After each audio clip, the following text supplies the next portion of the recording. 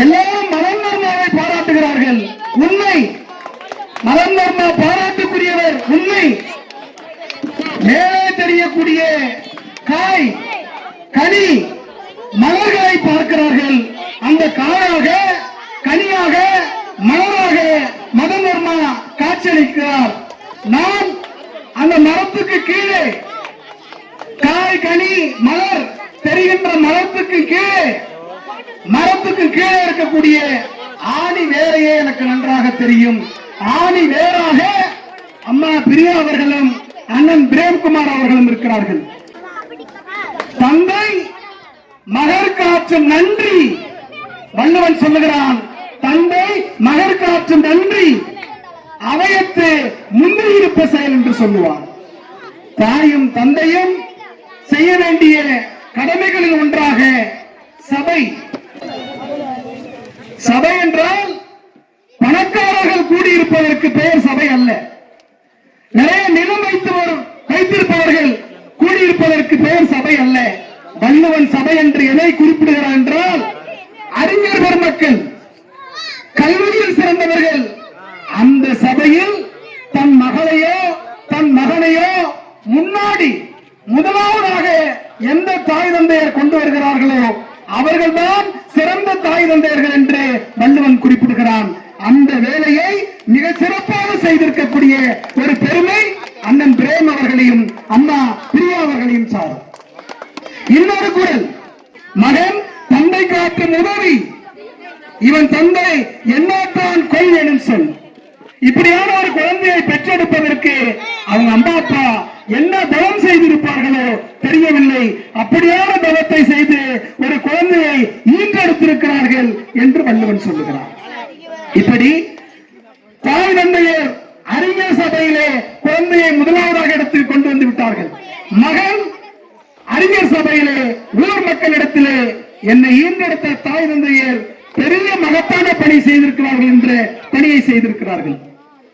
நண்பர்களே, நான் வேறொரு கோணத்தில் மதன் வர்மாவுடைய இந்த பொறுப்பினை பார்க்கிறேன். காடூர் கிராமத்து மக்களை சரியாக 118 ஆண்டுகளுக்கு முன்பு நன்றாக குறித்துக் கொண்டு வைத்துக் கொள்ளுங்கள். 118 ஆண்டுகளுக்கு முன்பு மெட்ரிகுலேஷன் தேர்வை புரட்சியாளர் அம்பேத்கர் தேர்ச்சி பெற்றார். 118 ஆண்டுகளுக்கு முன்பு மெட்ரிகுலேஷன் தேர்வை புரட்சியாளர் அம்பேத்கர் தேர்ச்சி பெற்றார். அவர் தேர்ச்சி பெற்றதற்காக அந்த ஊரே ஒன்று கூடி இந்த ஒடுக்கப்பட்ட சமூகத்தில் இருந்து ஆங்கில வழியில் பயின்று ஒருவன் மெட்ரிகுலேஷன் தேர்வில் வெற்றி பெற்றிருக்கிறான் என்று இப்பொழுது எப்படி நீங்கள் ஒன்று கூடி இருக்கிறீர்களோ அதே போன்று ஊரே கூடி புரட்சியாளர் அம்பேத்கரை வாழ்த்தியது. அதன் பிறகு ஒரு அறிவாளியை, ஒரு அறிஞனை, ஒரு போட்டித் தேர்வில் வெற்றி பெற்ற ஒரு ஒடுக்கப்பட்ட சபை இந்த விழா குழுவினரையும் இந்த மண்ணின் மக்களையும் சாரும். அந்த விழா குழுவிலே புரட்சியாளர் அம்பேத்கர் என்ன சொன்னார் தெரியுமா? என்னை உருவாக்கிய பெருமை தந்தையை சாரும், அதற்கு அடுத்ததாக என் ஆசிரியர் பெருமக்களை சாரும் என்று பிரகடனம் செய்தவர், நன்றி பாராட்டியவர் பாபா சாஹேப் அம்பேத்கர் அவர்கள். மாறாக வாழ்த்திய ஊர் பெருமக்கள் என்ன சொன்னார்கள் தெரியுமா? சிறந்த கலெக்டரா வரணும்னு சொல்லிட்டு இருக்கிறோம். அம்பேத்கர் வாழ்த்துற ஊர் பெரியவர்கள் என்ன சொன்னார்கள் தெரியுமா? இவர் மெட்ரிகுலேஷன் தேர்வில் வெற்றி பெற்றது எங்கள் சமூகத்திற்கு பெருமை, என் சமூகம் வளர்ச்சி அடையும் என்று ஊர் பெருமக்கள் சொன்னார்கள். அதைத்தான் நாங்கள் சொல்லுகிறோம். எங்களுக்கு பெருமை, எங்கள் சமூகம் வளர்ச்சி அடையும் என்று மதன் வர்மாவை நாங்கள் பார்க்கிறோம். இது புரட்சியாளர் அம்பேத்கருடைய வாழ்க்கை. அவரு லண்டன்ல போய் படிச்சுட்டு வராரு, இங்கிலாந்து லண்டன்ல போய் படிச்சுட்டு வராரு. படிச்சுட்டு வந்தப்போ இங்க எப்படி எல்லாரும் சாங்க போடுறோம், சந்தனமாக அனுபவிக்கிறோம். இப்போ லண்டன் போயிட்டு வந்த அம்பேத்கருக்கு 2 கூலி வேலை பார்க்கக்கூடிய தாய்மார்கள், 2 பேர் விறகு வெட்டிதான் வாழ்க்கை நடத்துறாங்க. கூலி வேலை பார்க்கக்கூடிய 2 தாய்மார்கள் 2 மாலையை கடையில் காசு கொடுத்து வாங்கி கொண்டு அம்பேத்கரை வந்து பார்த்தார்கள். பாபா சாஹேப் அம்பேத்கருக்கு மாலையை அணிவித்தார்கள். ஏன் கூட்டத்துக்கு உள்ளே வரலாமே, வெளியவே ஏன் போடுகிறீர்கள் மாலையை என்று அம்பேத்கர் கேட்டார். அதற்கு அந்த பெரியவர்கள் தாய்மார்கள் சொன்ன செய்தி, உள்ளே வருவதற்கு எங்களுக்கு விருப்பமில்லை, உள்ளே வர வேண்டும் என்றால் கட்டணம், அது கட்டுவதற்கான வசதி இல்லை. சரி, மாணவங்க ஏது போறோம்? அம்பேத்கர் கேட்டாரு. விறகு வெட்டுபவர்கள் இன்னைக்கு நிறைய விறகு வெட்டணும், உங்களுக்கு மாலை போட வேண்டும் என்பதற்காக விறகு வெட்டணும். மாலை வாங்கி கொண்டு வந்து விறகு வெட்டி மாலை வாங்கி கொண்டு வந்து உங்களுக்கு போட்டுட்டோம் என்று சொன்னார்கள் அந்த தாய்மார்கள். அந்த தாய்மார்கள்ட்ட அம்பேத்கர் என்ன சொன்னார் தெரியுமா? காடூர் மக்களை நன்றாக நினைவில் வைத்துக் கொள்ளுங்கள், தம்பி மதன் வர்மா அவர்களே நன்றாக நெஞ்சில நிலைநிறுத்திக் கொள்ளுங்கள். அந்த மக்கள்கிட்ட பாபா சாஹேப் அம்பேத்கர் என்ன சொன்னார் தெரியுமா? உங்கள் வீட்டு குழந்தைகளை என் உயிரை கொடுத்தாவது கல்வியை கொடுத்து உயர்த்துவேன், இல்லை என்றால் நான் செத்து மாய்வேன் என்று சொன்னார் அம்பேத்கர். இதைத்தான் இந்த சமூகம் உங்களிடத்தில் எதிர்பார்க்கிறது.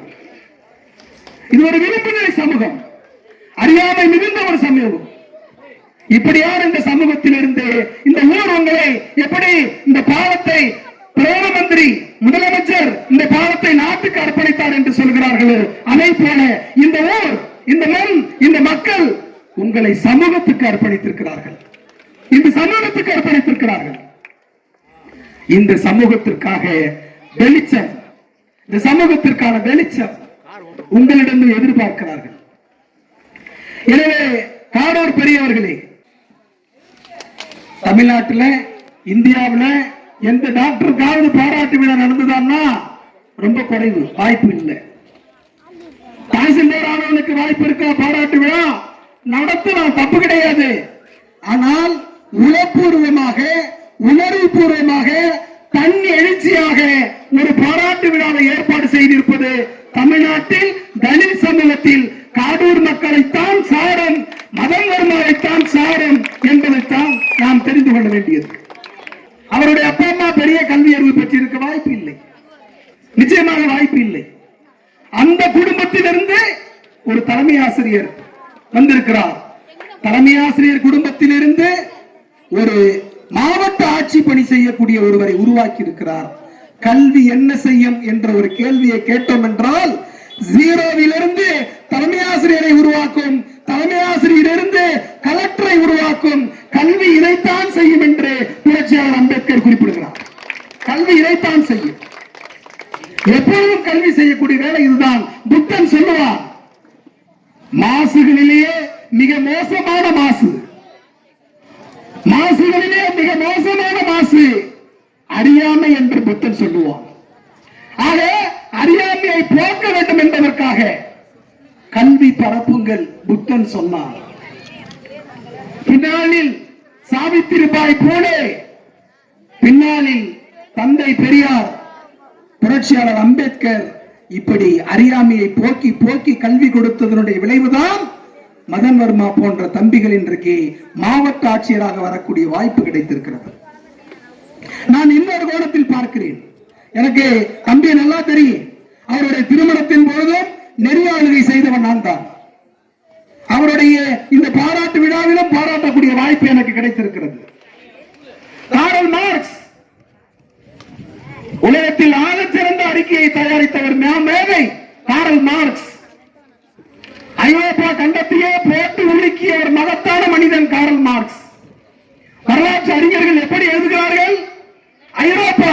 ஐரோப்பாவை தாண்டிய உலகம் முழுவதும் உலுக்கியவன், உலகத்தையே பேயாக பிசாசாக பிடித்துக் கொண்டு உலுக்கியவன் காரல் மார்க்ஸ். அந்த மார்க்ஸினுடைய அறிக்கை தான் எல்லாரையும் உலுக்கியது என்று வரலாறு சொல்கிறார்கள். அந்த மார்க்ஸை உருவாக்கியவர் என்று பட்டியலிட்டோம் என்றால் அவருடைய இணையர் மனைவி ஜென்னி இடம்பெறுகிறார். ஜென்னியை தவிர்த்து விட்டு காரல் மார்க்ஸுடைய வரலாறு எழுதவே முடியாது. அவருடைய நண்பர் ஏங்கல்ஸையும் அவருடைய மனைவி ஜென்னியையும் தவிர்த்து விட்டு மார்க்ஸுடைய வாழ்வை எழுதவே முடியாது. மதன் வர்மாவுடைய வாழ்க்கையை எழுதினால் அவர் 9 முறை இந்த தேர்வுக்காக முயற்சி செய்திருக்கிறார். 9 முறை வெற்றி பெறவில்லை. திருமணமான பின்பு இரண்டாவது முறை வெற்றி பெற்றிருக்கிறார். இருக்கிறார். அதற்கான இணையராக, ஒரு சிறந்த இணையராக, என் பார்வையில் இன்றைய ஜென்னியாக காட்சியளிக்கக்கூடியவராக மதன் வர்மாவுடைய மனைவி இருக்கிறார், இணையர் இருக்கிறார். எனவே நாம் சமூகத்திற்காக, இந்த சமூகத்திற்காக ஏன் அம்பேத்கர் மட்டும் போற்றப்படுகிறார்? எல்லா ஊரிலும் அம்பேத்கர் சிலை மட்டும் ஏன் இருக்கிறது இந்தியா என்று கேட்டால், அம்பேத்கருடைய வாழ்க்கையிலிருந்து ஒன்றே ஒன்றை மட்டும் நாம் தெரிந்து கொண்டால் போதும். என்ன காரணம்? எல்லாம் அம்பேத்கருக்கு நிகரா அவருடைய காலகட்டத்தில் 275 பேர் இந்தியா முழுவதும் வக்கீல் படிச்சவங்க உண்டு இந்தியாவில். ஆனால் அம்பேத்கர் மட்டும் ஏன் போற்றப்படுகிறார்? அரசியல் சட்டம் எழுதினதுனாலா? கிடையாது. நிறைய பேர் சொல்றாங்க அவர் அரசியலமைப்பு சட்டம் எழுதினால்தான் போற்றப்படுகிறார். அதுவும் ஒரு காரணம். அது மட்டுமே கிடையாது. பெருமக்களை தெரிந்து கொள்ளுங்கள். அம்பேத்கர் சொல்லுகிறார், எந்த சூழலிலும் அவருக்கு வாய்ப்பு வந்தது. சுப்ரீம் கோர்ட் ஜட்ஜி எடுத்துங்கன்னு சொன்னான், ஹைகோர்ட் ஜட்ஜி எடுத்துங்க, லா காலேஜ் பிரின்சிபல் வச்சுங்க. எப்படியாவது அம்பேத்கர் வேலைக்கு வாங்குறதுக்கு அவங்க என்னென்ன பதவியே கொடுத்து பார்த்தாங்க. அப்பொழுதெல்லாம் அம்பேத்கர் சொன்னார், இந்த பதவியை விட, சுப்ரீம் கோர்ட் பதவியை விட, சட்டக்கல்லூரி முதல்வர் பதவியை விட எனக்கு இந்த சமூகத்திற்கு பணி செய்வதுதான் பெரிய மகத்தான பணி, அதை தவிர வேறொன்றும் இல்லை என்று பிரகடனம் செய்ததோடு மட்டுமல்லாமல் சமூகத்திற்கு பணி செய்தார். அதனால்தான் புரட்சியாளர் அம்பேத்கர் இன்று வரையில் தமிழ்நாடு முழுக்க, இந்தியா முழுக்க, இந்தியாவை கடந்து வாழ்ந்து கொண்டே இருக்கிறார். எல்லா சூழலிலும் ஏழை எளிய மக்களுக்காக தன் வாழ்க்கையை அர்ப்பணித்தவர் புரட்சியாளர் அம்பேத்கர். எல்லா சூழலிலும் ஏழை எளிய மக்களுக்காக தன் வாழ்க்கையை அர்ப்பணித்தவர் புரட்சியாளர் அம்பேத்கர். எனவே அந்த அடிப்படையில் ஏழை எளிய மக்களுக்காக அவருடைய சர்வீஸை, பணியை அர்ப்பணிக்க வேண்டும். அதே அம்பேத்கர் வாழ்க்கையிலிருந்து ஒரு கொட்டேஷனை சொல்லி முடிக்கிறேன். அம்பேத்கருக்கு அந்த ஊரே பாராட்டியது என்று சொன்னோம் மெட்ரிகுலேஷன் தேர்வில். அம்பேத்கருடைய காலகட்டத்தில் இந்திய கிரிக்கெட் அணியில் ஒரு ஒடுக்கப்பட்ட சமூகத்தை சார்ந்தவன் பாலு என்பவன் இடம்பெற்றிருந்தான். இன்னைக்கு வாய்ப்பு இல்லை, அன்னைக்கு வாய்ப்பு இருந்திருக்கிறது. பாலு என்பவன் இந்திய கிரிக்கெட் அணியில் ஒடுக்கப்பட்ட சமூகத்தை சார்ந்தவன் இடம்பெற்றிருந்தான். அவனை அழைத்து வந்து, பாலுவை அழைத்து வந்து, பாபா சாஹேப் அம்பேத்கர், புரட்சியாளர் அம்பேத்கர் இப்படியான ஒரு கிரிக்கெட் வீரன் நம்ம சமூகத்துக்கு கிடைத்திருக்கிறார். இவரை பார்த்து இந்த சமூகம் உற்சாகம் அடையட்டும், விளையாட்டில் முன்னேறட்டும் என்று பாராட்டு விழா நடத்தியவர் புரட்சியாளர் அம்பேத்கர். மதன் வர்மா இன்னும் 10 ஆண்டு கழித்து இந்த மண்ணிலிருந்து ஒரு கலெக்டரை உருவாக்கி அவருக்கு பாராட்டு விழா நடத்த வேண்டும். அதை மதன் வர்மா தலைமையேற்க வேண்டும் என்று சொல்லி வாய்ப்பிற்கு நன்றி கூறி விடைபெறுகிறேன். நன்றி, வணக்கம்.